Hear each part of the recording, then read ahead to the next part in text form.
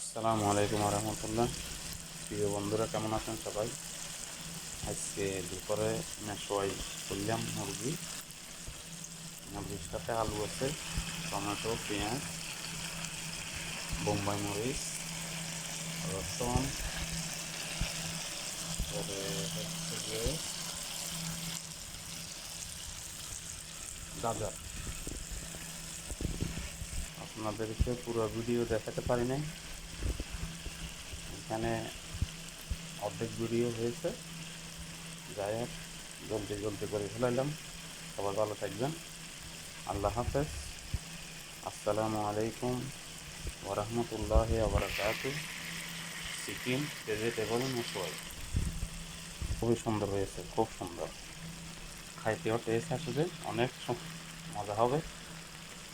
ভালো থাকেন, আল্লাহ হাফেজ। পরবর্তী ভিডিওতে দেখা হবে ইনশাল্লাহ।